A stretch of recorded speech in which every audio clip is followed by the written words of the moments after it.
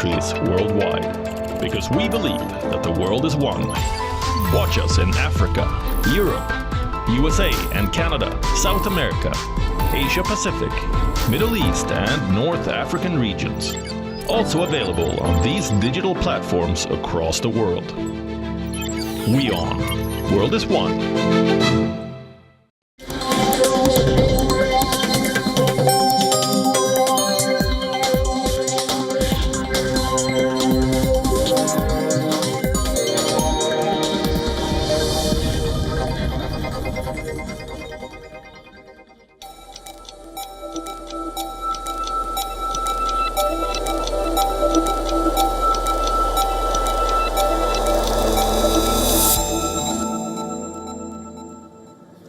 Hello and a very warm welcome. You are watching Gravitas. I'm Maudie Gambhir.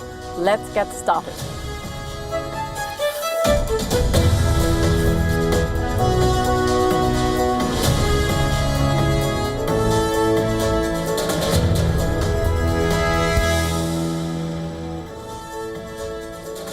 Our top focus tonight on Gravitas, we tell you all about how Asim Munir's brutal crackdown in Pakistan-occupied Kashmir continues, with the protests continuing to rage there.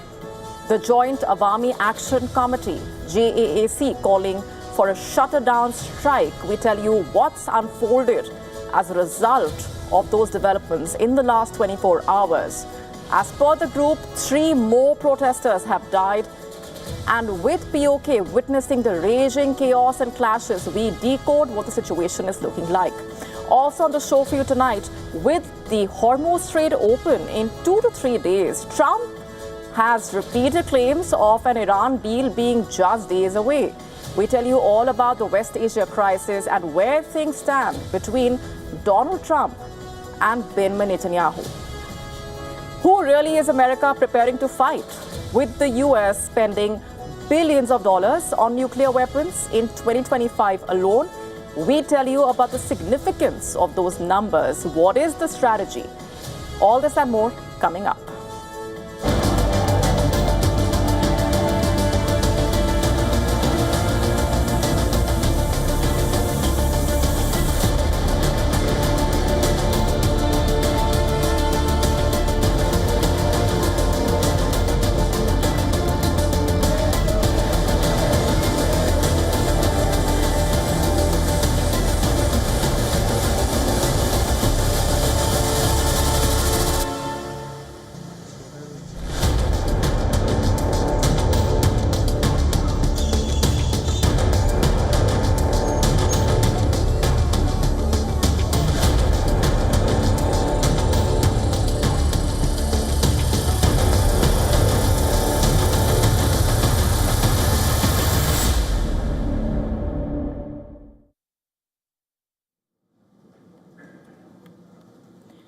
Pakistan-occupied Kashmir remains on the boil. With a shut-down strike underway, 3 more protesters have been killed as Asim Munir's forces opened fire on the civilians, taking the death toll now to 14. Amid this, the internal chaos is also intensified under Munir's watch, with another deadly attack by the Tehreek-e-Taliban.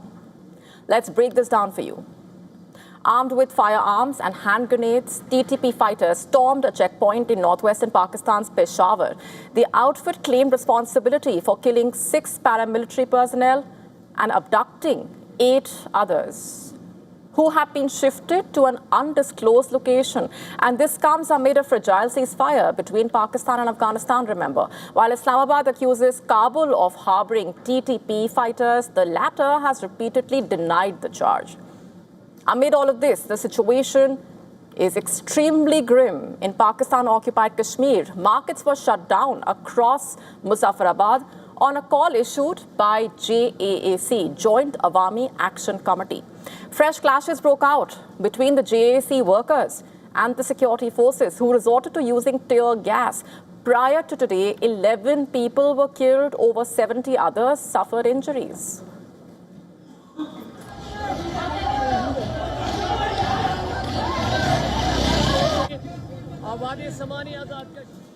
And while a curfew has been imposed and internet services have been suspended, people defied the pressure tactics and they came out onto the streets in large numbers, including in Bhimber's Barnala city. Reports of police firing and shelling also emerged from multiple areas, including Rawalkot. As a huge number of protesters gathered in Muzaffarabad as well, JAAC core committee member claiming that Pakistani rangers and police are opening indiscriminate fire on the people in Pakistan-occupied Kashmir.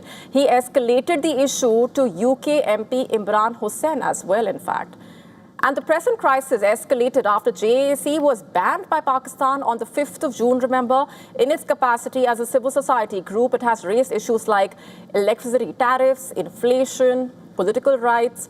However, Islamabad has clearly taken offense over its demand for abolishing 12 seats occupied by Pakistanis in the so-called Legislative Assembly. India also has come down heavily on the brutality of the Pakistan forces in Pakistan-occupied Kashmir and accused Pakistan of deflecting from its human rights abuses. Listen to this. There are reports of police brutality, which you would have seen. There are several reports in Pakistan-occupied Kashmir, in which several people have been killed. There are several more who have been injured. We hope the international community will hold Pakistan accountable for its misdeeds and its abuses. And rattled by the scale of the protests, Faisal Rathore, who heads the so-called government of POK, invited JAC to resume negotiations a day earlier in order to prevent the situation from worsening further. And as the protests continue to rage, locals are preparing for a long battle ahead, it seems. They are stocking up essential goods, fearing that the lockdown in Pakistan-occupied Kashmir may last even for a month. The lockdown, we are buying essential goods, and there is no idea how long it will last. It could even last a month. That's why we are purchasing necessary items in advance. The situation is uncertain. Shukat Nawaz Mir, Ed, Jack member, has also said that you should store at least 1 month's supply. Meanwhile, people in Jammu and Kashmir staged a symbolic protest outside the UN office in Srinagar and submitted a memorandum over the atrocities being committed in POK.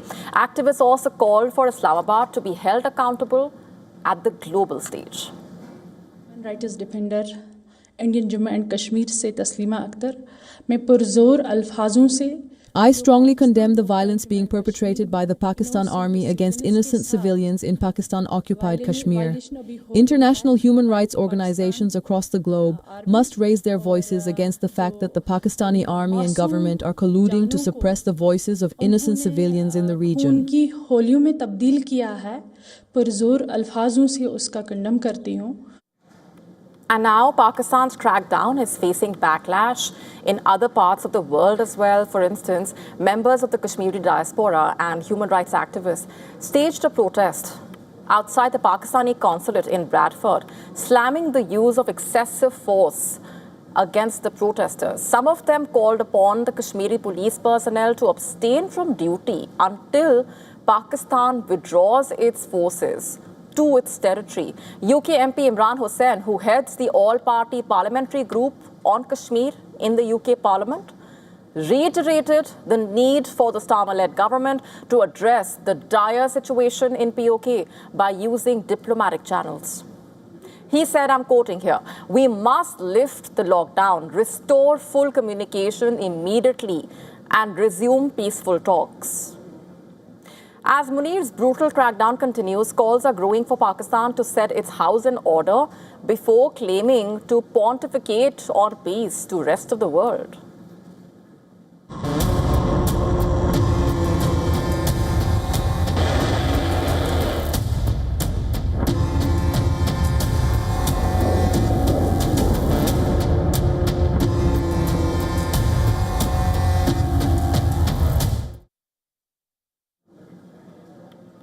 Donald Trump seems to be running out of patience with Netanyahu, and it's showing.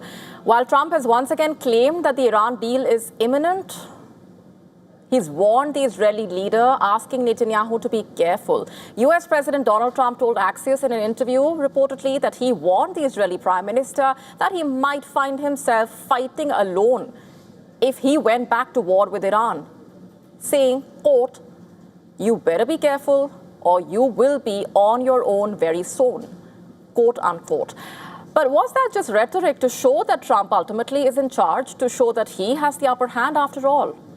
All this while the region remains just inches away from a dangerous escalation yet again. Look at what's been happening on the ground. Israel struck the historic port city of Tyre in southern Lebanon, killing at least 8 people, according to the Lebanese health ministry, after an Israeli evacuation order for the entire city was issued for the first time. The equation between Trump and Netanyahu is complicated, to say the least. The extent to which the relationship is conflicted has been exposed time and again. On Sunday, Trump even felt the need to insist that he is the one calling the shots, days after details had emerged about his heated call with Netanyahu, where Trump did not hold back, telling Netanyahu, quote, "Everybody hates you now," quote unquote. And all this friction continues to add strain to the precarious situation in West Asia.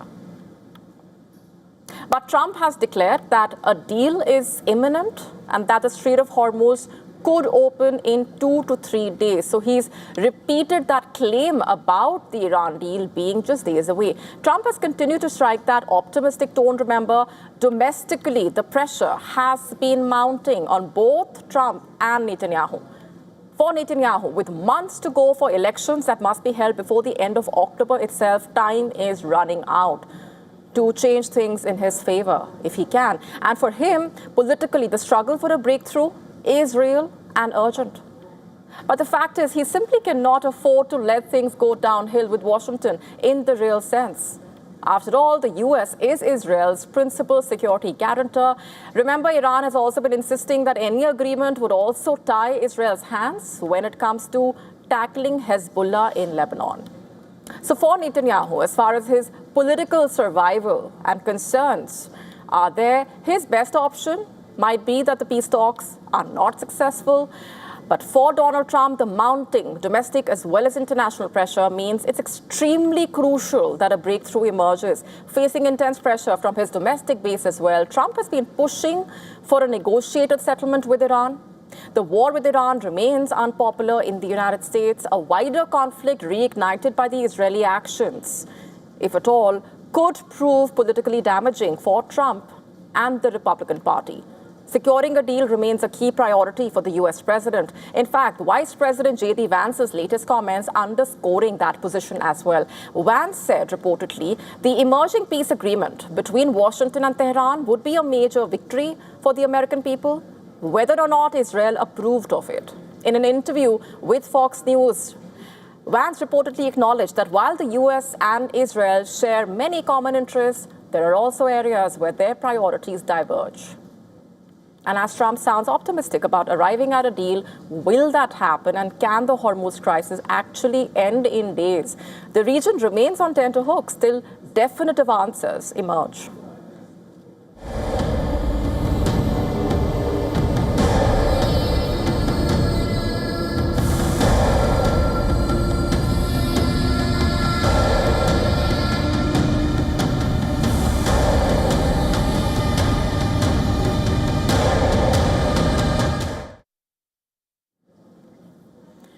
Meanwhile, the United States, already possessing one of the most powerful nuclear arsenals on the planet, with around 5,000 nuclear warheads, yet Washington spent a record $69.2 billion on nuclear weapons in 2025 alone. A fact that is leading to several key questions. Who is America preparing to fight after all? Is this a necessary show of deterrence in an increasingly dangerous world? Or is there more to this? Is it fueling a new dangerous global arms race?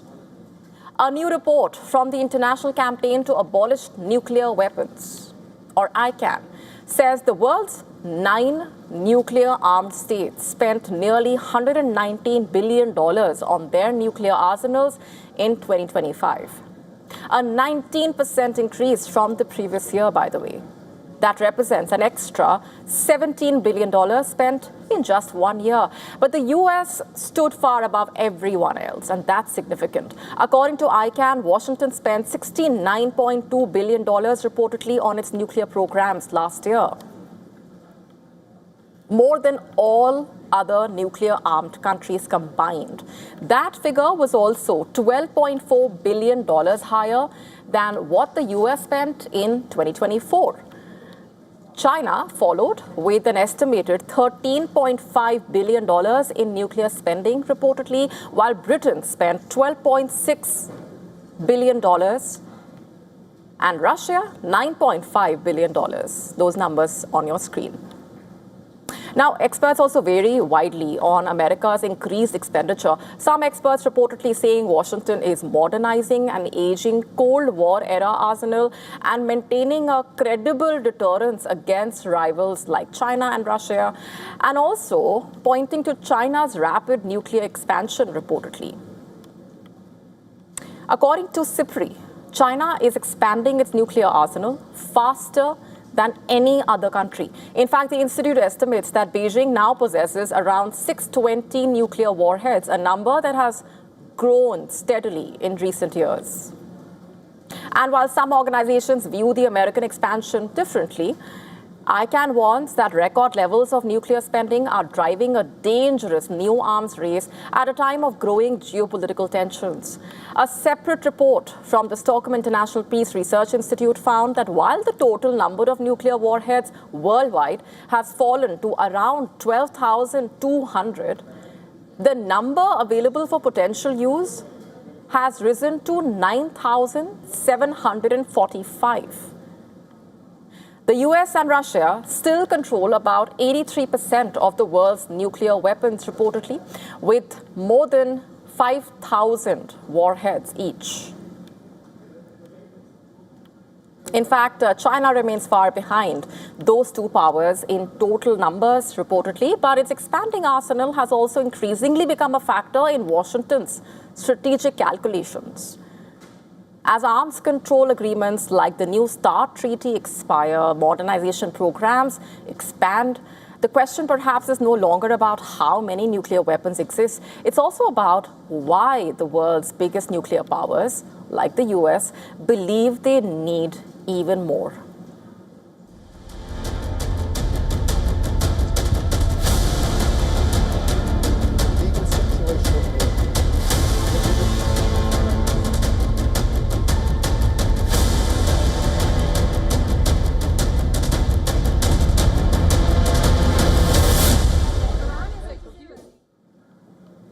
A small group of islands in the Indian Ocean, once again at the heart of a raging international debate involving Mauritius, Britain, the United States. Mauritius is now urging the British government to move ahead, reportedly, with the transfer of the Chagos Islands without further delay. Mauritius has maintained that the islands rightfully belong to it. In fact, the Attorney General has warned reportedly that Washington could negotiate its own deal for Diego Garcia if the process continues to stall. Previously, the UK has signed a $4.6 billion deal to hand over sovereignty of the islands to Mauritius, but it comes with a caveat that it will continue to control a UK-US military base on Diego Garcia, the largest of the islands group. Previously, the UK Prime Minister said the 99-year agreement to lease back Diego Garcia will cost the UK £101 million a year. £101 million a year. And he argued that it was necessary to protect the base from malign influence. Listen to this. So there's no alternative but to act in Britain's national interest. By agreeing to this deal now on our terms, we're securing strong protections, including from malign influence, that will allow the base to operate well into the next century, helping to keep us safe for generations to come. According to reports, officials in Washington have been exploring different options to secure the future of Diego Garcia, as the base is considered crucial to US military operations. And it has long been a critical asset in the Pentagon's global strategy. The island played a major role in the 2001 strikes in Afghanistan and the 2003 US invasion of Iraq. But then the timing of this development also makes it rather interesting. The US and Iran locked in that fragile ceasefire with the continuing standoff over who has the upper hand in Hormuz. The location of Diego Garcia reportedly offering a significant advantage amid the tensions in West Asia. It's considered beyond the range of Iranian and Houthi missiles. But that may not be certain. According to a report by Iranian state-owned news media organization Press TV, it could be amongst a list of US bases on Tehran's radar. Since the war there started, Iran has already launched multiple strikes on the joint base. One such strike in late March was struck down by a US warship. In March, London gave permission to Washington to launch missiles striking Iranian missile launchers from the joint base as the West Asia war continued to drag on then.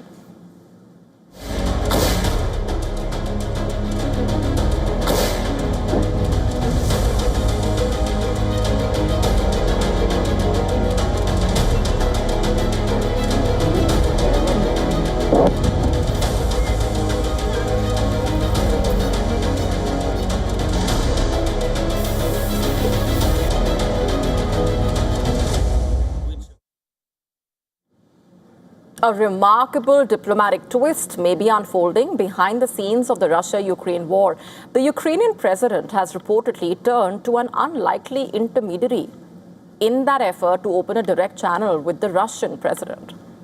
According to reports, Zelensky invited Russian billionaire Roman Abramovich to Kiev last month and asked him reportedly to pass a message directly to Vladimir Putin. The message was that Ukraine is prepared for face-to-face peace talks. Multiple reports suggesting that Zelensky hoped Abramovich could help open a channel for direct communication between the two leaders. If such a meeting were to take place, it would be the first between Zelensky and Putin since Russia launched that full-scale invasion of Ukraine in 2022. And the development also coming at a crucial point as far as the war is concerned. Ukraine seeking to build momentum from the recent battlefield gains and enhanced long-range strike capabilities. Zelensky has acknowledged that Abramovich has served as an informal conduit between the two sides, reportedly. He is helping to relay signals about how potential negotiations could be structured.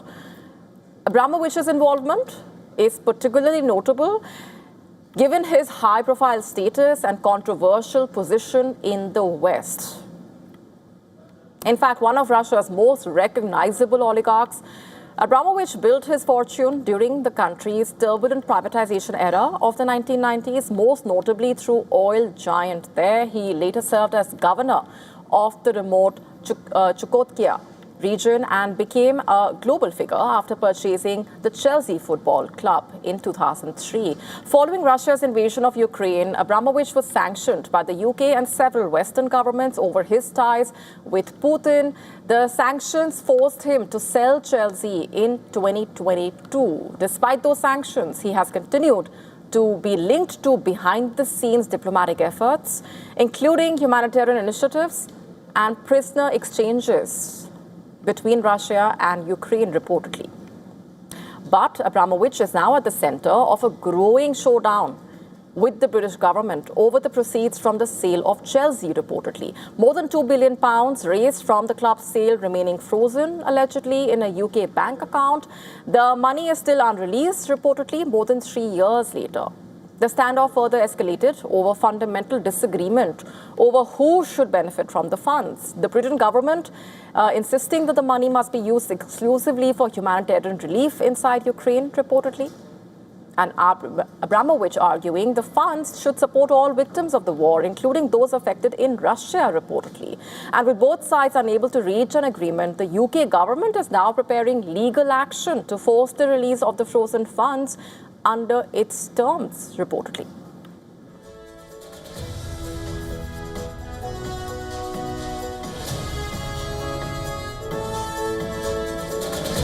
And before we go on any further, a quick look at what else is lined up for you on the show tonight.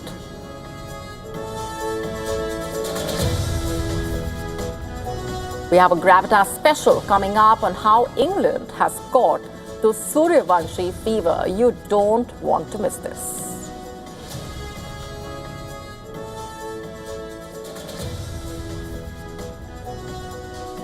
Telling you all about the big celestial spectacle with Venus and Jupiter putting on a grand show. All this and lots more coming up.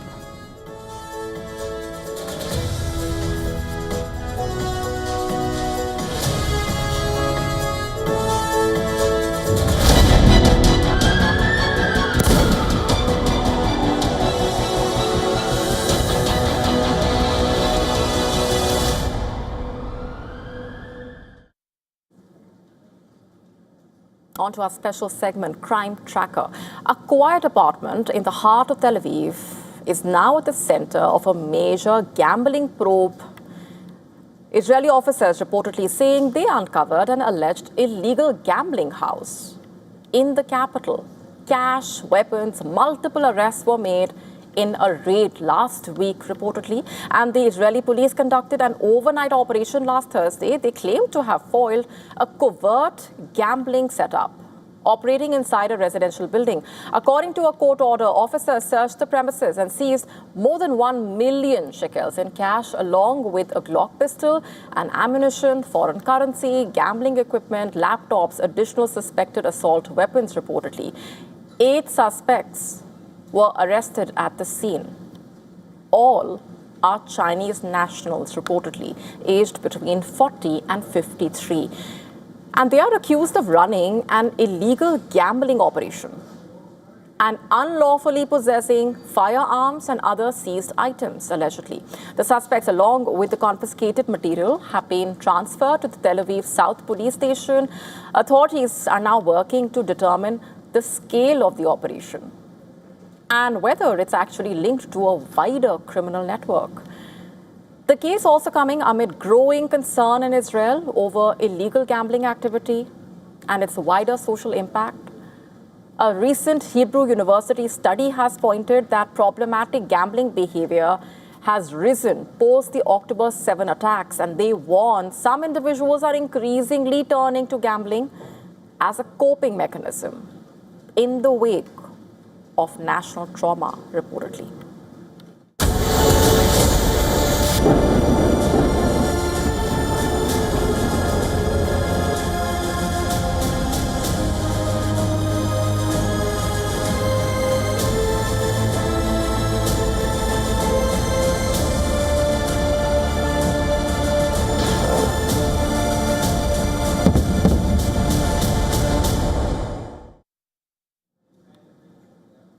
The world witnessed its highest number of state-based conflicts since World War II in 2025.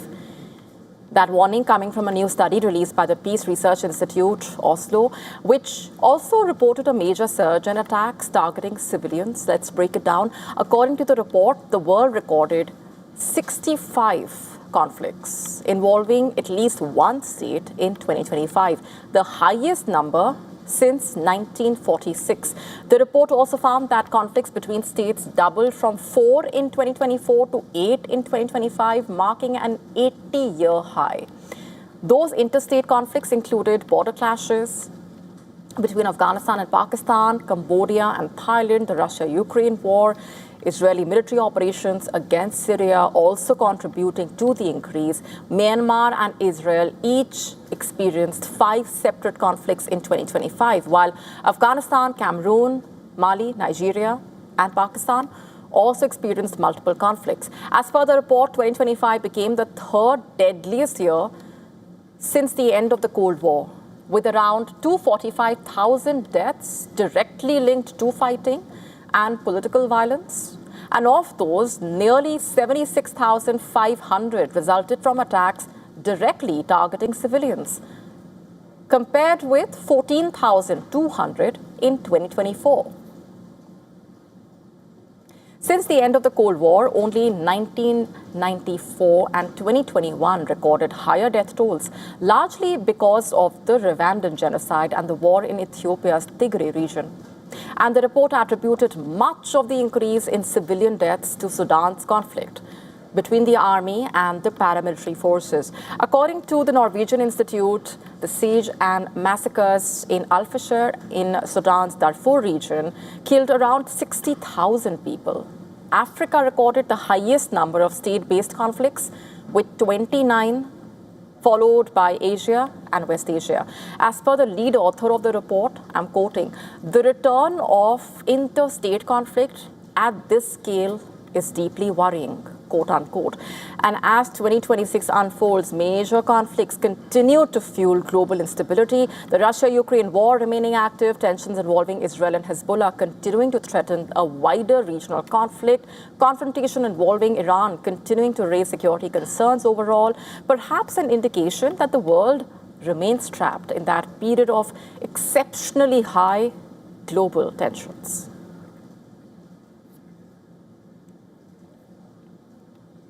Our next story is from the UK. Britain has one of the highest aid budgets across the world, spending 0.5% of its gross national income on foreign aid. However, details of a secret government report have now thrown light on how a portion of these funds allegedly fell into wrong hands when the Tories were in power. This report was commissioned by UK security officials in 2023 after fraud was detected allegedly in aid packages announced by the government during the COVID-19 pandemic. While this report was meant to be shared with multiple officials reportedly, including those from the Foreign Office, its findings were so shocking that the UK Cabinet Office allegedly decided not to disclose it. As per the Telegraph, which accessed details of the report, nearly 38 billion US dollars of taxpayers' money meant as aid payment and COVID relief loans were routed to terrorists, allegedly, countries hostile to the UK, and gangsters between 2015 and 2021, allegedly. For instance, it claimed that funds went to ISIS terrorists in Syria and companies linked to Russia. A China link surfaced as well, allegedly. Firms associated with People's Liberation Army also allegedly received part of these funds. That's not all. According to the report, which assessed government grants, counter-terrorism funding was inadvertently handed over to extremists, allegedly espousing anti-Western ideology. A large chunk of the aid money also allegedly went to criminal gangs, including human traffickers, who claimed housing benefits and disability allowances. In fact, while the total misappropriated funds represented a small fraction of the total aid grants disbursed from 2015 to 2021, experts reportedly stressed on the need for the government to be more cautious about who is involved in projects which it is funding. And after these findings have been reported, the UK government has broken its silence. A spokesperson for the country's cabinet office said the Keir Starmer-led government is taking unprecedented action to tackle public sector fraud. He added that taxpayers' money worth nearly 10 million US dollars was saved in the past year through fraud prevention and recovery.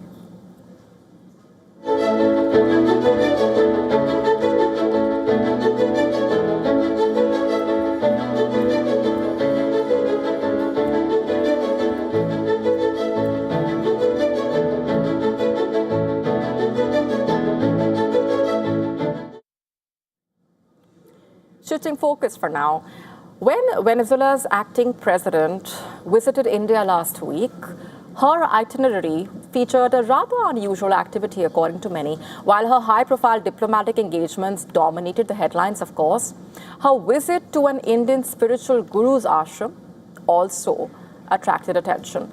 Over the weekend, Rodriguez visited Prasanthi Nilayam, the late Satya Sai Baba's main ashram in Andhra Pradesh. Draped in an orange scarf, she placed a wreath at the Samadhi and bowed down in reverence. Subsequently, she spent time immersed in the serene morning bhajans. Before her departure, she was presented with a framed portrait of Satya Sai Baba. And reflecting on her visit, she lauded Satya Sai Baba's legacy. Venezuela's acting president said, I'm quoting, "This is a legacy that can guide the world and humanity. to become better human beings and guarantee peace and happiness, quote unquote. Now, how exactly did she end up becoming a devotee of Satya Sai Baba? It's an interesting story. In an interview during her 2023 visit, Rodriguez reportedly revealed that she initially connected with the spiritual leader owing to his trust's widespread social work. Venezuela's acting president also stressing that she still feels his presence in trying times. It's also worth noting that she visited the area in 2019 and 2024 as well. Considered a spiritual guru for millions, including actors, cricketers, business leaders, among many others, Satya Sai Baba was born in 1926. And at the age of 14 itself, he declared himself as a reincarnation of Sai Baba. While he built his first ashram in 1950, he became very popular over the decades because of his spiritual guidance. At present, there are close to 2,000 Sai centers in 126 countries outside India. And after he passed away in April 2011, the then Indian Prime Minister Manmohan Singh described it as an irreparable loss to all. Satya Sai Baba is believed to have close to 200,000 followers in Venezuela. As of now, there are around 50 operational Sai centers, with the first center being established as early as 1974. Crucially, ex-Venezuela President Nicolas Maduro became one of his biggest devotees, reportedly because of the influence of his wife.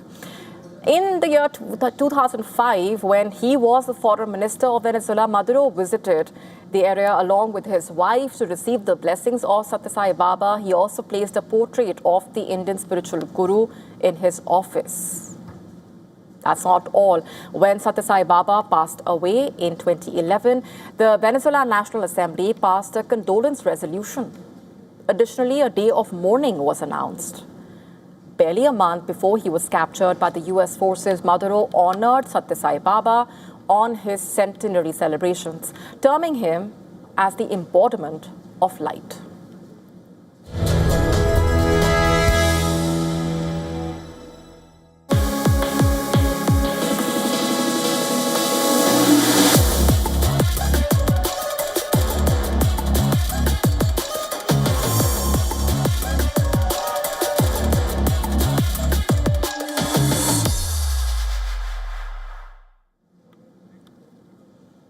An unprecedented ticket frenzy sweeping through English cricket box offices well before a single ball has even been bowled. A teenage sporting phenomenon from India has completely captured the imagination of the British public, turning the upcoming summer series into the hottest event in town.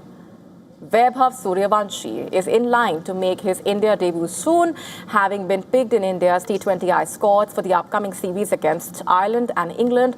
At just 15 years and 71 days old, he earned his maiden national call-up. Across the UK, in fact, cricket grounds are reporting a surge in ticket demand for India's highly anticipated tour. Newspapers in England are already hyping up Suryavanshi's arrival.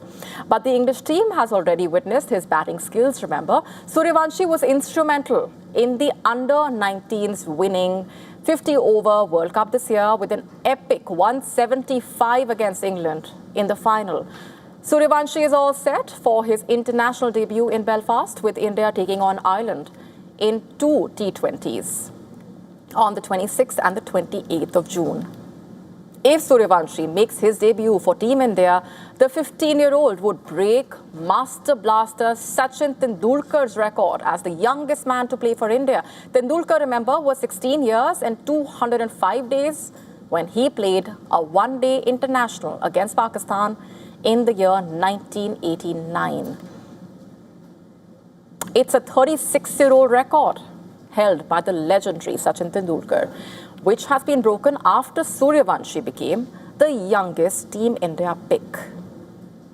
The Bihar-born sensation Suryawanshi's story is simple, relentless, inspirational, among many other adjectives to be used. In the latest IPL season, he exploded with his performance. He hammered boundaries at a rate that forced experts to invent lines, in fact, to describe his performance. Playing with a fearlessness rarely seen in a teenager, the Rajasthan Royals opener tore apart bowling attacks throughout the season. He finished with a staggering 776 runs in 16 matches at a strike rate of 237.30.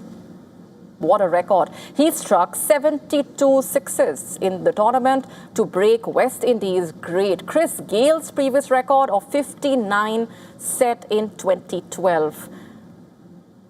Left-hander earned IPL's most valuable player and also picked up the Emerging Player Award and the coveted orange cap given to the highest run scorer. And his batting style became a must-watch piece of entertainment. Fast hands, clean striking, no hesitation. Length balls disappeared into the stands. Yorkers were turned into scoring opportunities. Bowlers tried pace, spin, variations, but few found answers. In fact, Sachin Tendulkar highlighted the youngsters' composure and technical quality as well. Former England captain Alistair Cook pointed to his maturity and decision-making.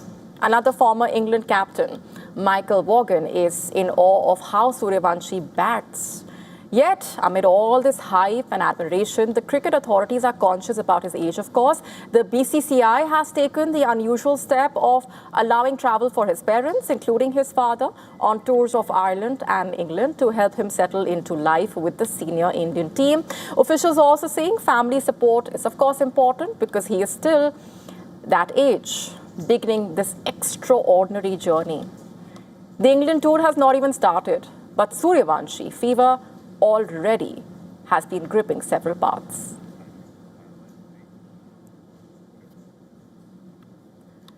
Taiwan has staged a massive coastal defense drill.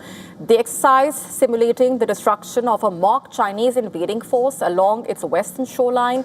Rockets thundered, artillery roared, and troops raced into position as the military rehearsed repelling a full-scale amphibious assault. Our next report telling you more.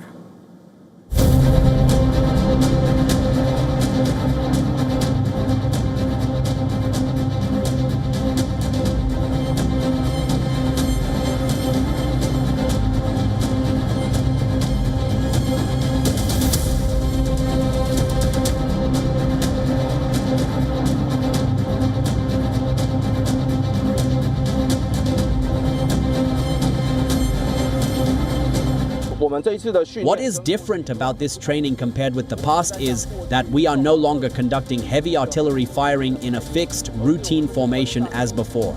We spread our formation this time according to command. The timing for entering positions this time was based on realistic combat conditions. 相信这一次的训练对于各位弟兄上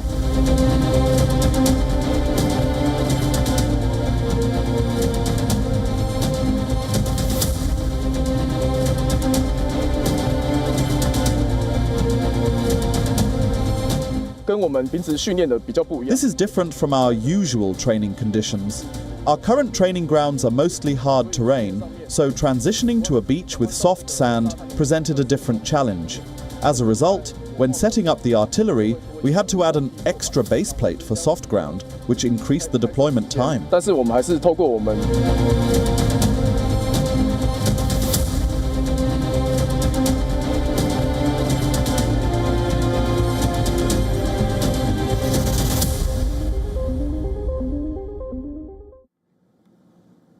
Shifting focus now to the Indian state of Karnataka, where a major initiative aims to clamp down on underage drinking in Bengaluru.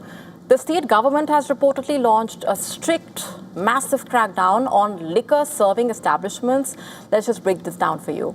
Among the measures being taken, basically, the police reportedly have been given directions to issue a notice to venues serving alcohol, asking them to not allow entry and service to underage individuals.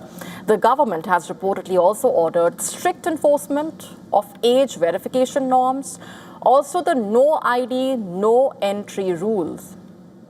It's a massive move that also points towards the emphasis which is being laid on the issue of underage drinking.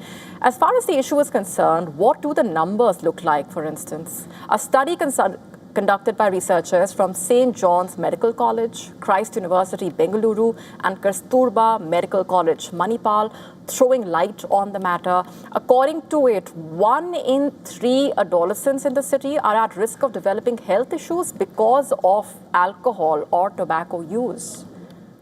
Overall, there has been a lot of concern, and the survey also reportedly finding that 33% of young adults surveyed reported alcohol use, while nearly 18% were addicted to tobacco. This is reportedly way higher than the national prevalence rates. And given how important and concerning the matter is, the strict clampdown is a huge step. In fact, the Home Minister has reportedly also asked the police to treat underage drinking not just as a licensing violation, but also as a serious youth safety and public health concern.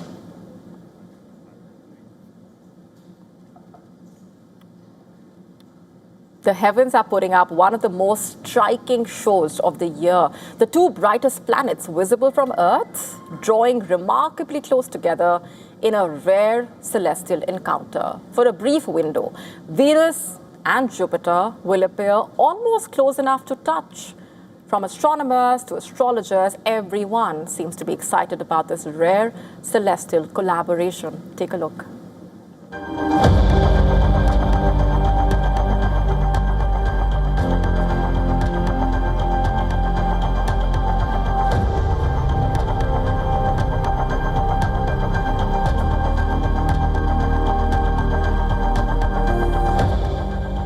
Two of the solar system's brightest worlds are about to stage a rare and dazzling encounter. Long before satellites, smartphones, and city skylines, moments like this stopped people in their tracks. Ancient astronomers recorded them. Sailors navigated beneath them. Kings and emperors searched them for meaning. Now, one of those celestial moments returns.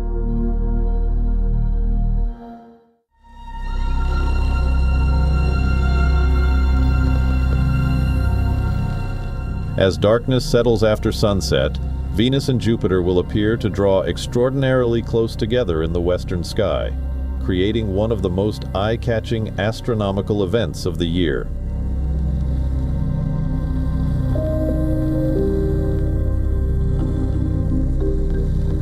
The pair have been approaching each other night after night, slowly closing the gap in a cosmic dance that has been unfolding for weeks.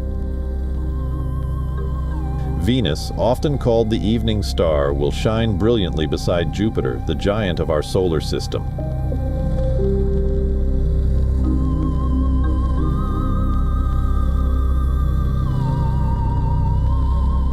For many observers, the two planets will appear so close that they could almost be mistaken for a single dazzling object. Astronomers say conjunctions like this offer a rare reminder that our solar system is alive with motion.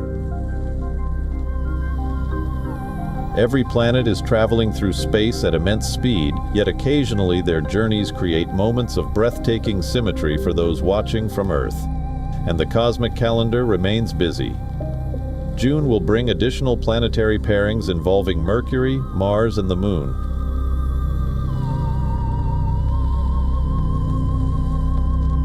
Giving skywatchers several more opportunities to witness unusual alignments before the month is over. Astrologers, meanwhile, are interpreting the Venus-Jupiter meeting as a powerful alignment associated with luck, abundance, relationships, and fresh beginnings. For scientists, it is orbital mechanics. For astrologers, it is symbolism. For everyone else, it is a rare chance to look up and witness two worlds sharing the same stage. Bureau Report, WION World is one.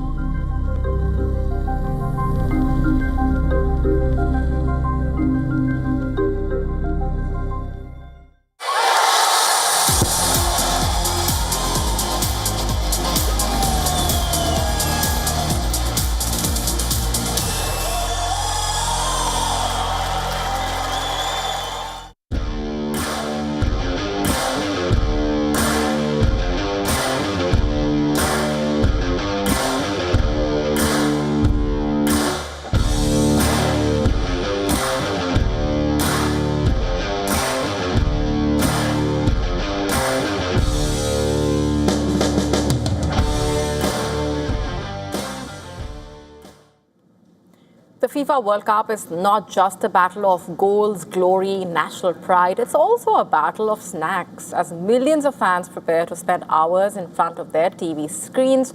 Another competition seems to be kicking off inside living rooms, sports bars, fan zones around the world about which snacks will end up dominating match day and how many people view the matches on television. Just look at the numbers from the 2022 FIFA World Cup in Qatar, for example. According to FIFA, around 2.87 billion viewers watched at least 1 minute of FIFA World Cup Qatar 2022 coverage on TV, with 2.21 billion going on to watch 20 minutes or more. The top viewership came from China, where more than 500 million people tuned in to watch the matches, followed by Brazil. With nearly 170 million viewers, Indonesia, the US and Japan were among the countries with over 100 million viewers. So from the streets of Argentina to the cafes of Morocco, from South Korea's late-night watch parties to India's cricket-mad cities turning to football fever, food also playing a central role in the World Cup experience. In Mexico, the party often starts before the opening whistle. Bowls of crunchy chips, loaded nachos, handheld tacos quickly disappear as friends crowd around the screen. Travel to Argentina, and the star of the table seems to be a simple and delicious sandwich, grilled meats, sharing platters turn football nights into community celebrations as well. Brazilians taking a different approach, it seems. Juicy barbecued meats, for example, cheesy breads, crispy snacks filling up the tables, while the fans cheer every attack, every save, every goal. Across Europe, the snack menu becomes just as competitive as the tournament itself. Dutch fans love golden fries and a type of fried meatballs. Belgians sticking with the famous fries served with rich mayonnaise. In Germany, for example, sausages often take center stage, while Croatian supporters seem to often reach for grilled dish of minced meat and red pepper dips. In France, football evenings often featuring small bite-sized treats, mini sandwiches, cheese platters, olives, savory nibbles, keeping the fans fed through the tension. West Asia offering a different football feast as well. Shawarma wraps, falafel, dates, roasted nuts, creating tables filled with color, texture, flavor. Asia bringing its own flavors to the World Cup table, of course. South Korea's famous fried chicken has become a legendary match day snack. Food, crispy, spicy, perfect for sharing. It has earned a global fan following of its own. Even though India is not playing in the tournament, Indian fans, of course, know how to turn any sporting event into a food festival. So expect plates of kebab platters, paneer tikka, momos, fries, crispy pakoras, masala peanuts, samosas, kathi rolls to appear in homes and living rooms around the country. And what makes all of these snacks and items so perfect for football? The answer is simple. They are budget friendly. They're also easy to share, easy to eat, require minimal cleanup, and most importantly, perfect for those moments when nobody wants to miss a single second of all that action. Because during the World Cup, every moment could create memories, every moment matters, every match creates stories, and very often the food on the table becomes a part of the celebration. The trophy may go to just one nation, but when it comes to match day snacks, the real winner could be football fans everywhere. Fans can expect a seamless experience while enjoying the matches on Z5 and United Sports. In good news for football fans across India, Z has upgraded the technology behind its digital platform, Z5, to handle millions of concurrent users during the FIFA World Cup. It's also strengthened platform reliability with enhanced monitoring and multiple backup systems. These measures are designed to ensure uninterrupted streaming even during peak match moments.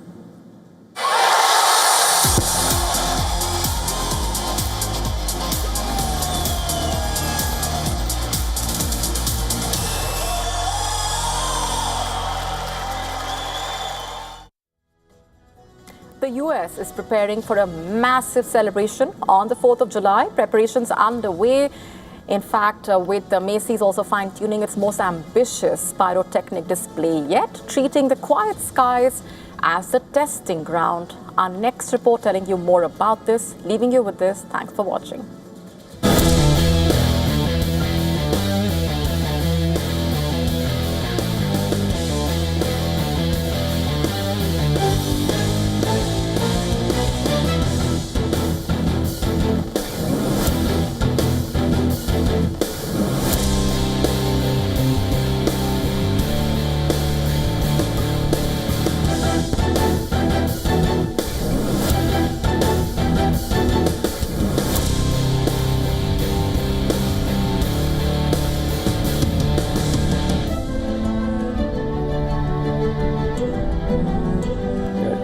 I think that the Macy's fireworks show is not just a show. It is a performance, and it is, it just captivates you. And I think that people, over the time of this 28-minute show, they feel like it's been an hour because you just get so pulled in.